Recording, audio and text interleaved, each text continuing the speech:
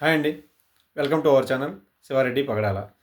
ఈ మధ్య 2 రోజుల క్రితం పెదకూరపాడు ఎమ్మెల్యే భాష్యం ప్రవీణ్ మాట్లాడుతూ ఏమన్నాడు, గుడ్డగాల్చి మొహానేస్తే దేహశుద్ధి చేయండి అన్నాడు కదా. ఓకే, దాని గురించి మనం పూర్తిగా అనాలిసిస్ చేసే ముందర జస్ట్ వ్యూయర్స్కి రిక్వెస్ట్ చేసేది ఏంటంటే, మన కంటెంట్ నచ్చితే లైక్ చేసి షేర్ చేయండి. ఇప్పటివరకు ఎవరైనా సబ్స్క్రైబ్ చేసుకొని ఉంటే సబ్స్క్రైబ్ చేసుకోండి. Okay, thank you. మ్యాటర్లోకి వెళ్తే, సార్ నేను మిమ్మల్ని ఒకటి అడగాలనుకుంటున్నాను. ఎస్, మీరు మంచి చేయండి. అవతలోళ్ళు ఖచ్చితంగా దాన్ని మీరు ఏది చేసినా కానీ కోడిగుడ్డు మీద ఇక్కడ పీకుతూనే ఉంటారు, నేను కాదన్ను. ఓకే, పీకితే మీరు దాటికి మాటలతో సమాధానం చెప్పండి, లేకపోతే మీ పనులతో సమాధానం చెప్పండి, లేకపోతే మీ యొక్క మంచితోటి, మీ యొక్క సమాజ సేవతోటి సమాధానం చెప్పండి. అంతేగాని దేశశుద్ధి చేయండి, దాడి చేయండి ఏం సార్ ఆ మాటలు? ఒక ప్రజాప్రతినిధి అయ్యి ఉండి ఒక స్థాయిలో ఉన్న మీరు అట్లా మాట్లాడితే కింద మీ కార్యకర్తలు ఊరుకుంటారా? రెచ్చిపోతారు, తెగబడతారు, ఎగబడతారు జనాల మీదకి. అప్పుడు ఏమవుతుంది పరిస్థితి? లాస్ట్ టైం చేసింది వాళ్ళు అట్లా కాదా? ఏమైంది? 150 నుంచి 11కి రాలేదా? ఒక్కొక్కళ్ళు ఎంతెంత ఓడిపోయారు. ఏమన్నాడు అంబటి రాంబాబు, నేను ఆయన 27,000 ఓడిపోయినాను, ఒక ఆయన 40,000 ఓడిపోయినాడు, ఒక ఆయన 60,000 ఓడిపోయాడు, ఇంకొక ఆయన 80,000 ఓడిపోయినాడు.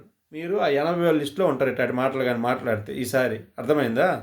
అట్లాంటి మాటలు మాట్లాడొద్దండి. ఎస్, వాళ్ళు ఫేక్ రాజకీయాలు చేస్తున్నారు, నేను చేయట్లేదని నేను వాళ్ళని సమర్థించట్లేదు. వాళ్ళు ఫేక్ రాజకీయాలు 2014 నుంచి 19 మధ్యలో చేయలేదా? చేశారు. ఇప్పుడు అయ్యేం వాళ్ళు కొత్త కాదు, ఇప్పుడు కూడా చేస్తారు. ఎప్పటి నుంచి 24 నుంచి 29 దాకా చేస్తూనే ఉంటారు. చేస్తుంటే మీరు వాటిని ఫ్యాక్ట్ చెక్ ద్వారా అడ్డుకోండి. జనాలకి ఎప్పటికప్పుడు నిజాలు చెప్పండి. లేకపోతే మీ యొక్క మంచితనంతో, మీ మంచి పనులతోటి జనాల దగ్గర మెప్పు పొందండి. లేకపోతే ఇట్లా ఫేక్ చేసే వాళ్ళందరినీ మీ టీం సభ్యులతోటి అది ఫేక్ కాదండి, అది ఫేక్ అండి, ఇది నిజమండి అని ఇంటింటికి తిరిగి వివరించమని చెప్పండి. అంతేగాని దేహశుద్ధి చేసేది ఏందండి? నాకు అర్థం కాదు. దేహశుద్ధి అదే అంటే, ఇప్పుడు ఫర్ ఎగ్జాంపుల్ నేనున్న పలానా భాష్యం ప్రవీణ్ గారు పెదకుర్రపాడులో జనాలకి అందుబాటులో ఉండట్లేదు, లేస్తే గుంటూరులో ఉంటున్నాడు, జనాలు కూడా వాళ్ళ నియోజకవర్గ జనాలు వచ్చేసి ఆయన కలవాలనుకుంటే గుంటూరుకు పోతున్నాడు, గుంటూరు పోయి వెయిట్ చేసి కలవటం కుదరలేకనో, లేకపోతే ఆయన కుదరలేకనో వీళ్ళు వెనక్కి తిప్పి పంపిస్తున్నాడు, జనాలు అసహనంతో ఉంటున్నారని నాకు తెలిసింది. ఖచ్చితంగా ఇది నేను చెప్పినాను అనుకోండి, నన్ను కూడా దేశశుద్ధి చేయిస్తారు మీరు. అంటే ఇది నిజం కాదా? ఒకప్పుడు జరగలేదా? మీరు ఎమ్మెల్యే గెలిచిన కొత్తలో జరిగిందా, జరగలేదా? ఇట్లాంటి చెప్పిన వాళ్ళందరి మీద దేశశుద్ధి చేయటమే. సరే, ఫేక్ న్యూస్ చేస్తారు, వాళ్ళ మీద కూడా దేశశుద్ధి చేయటమే. దేశశుద్ధి చేస్తే ఏం రాదు సార్.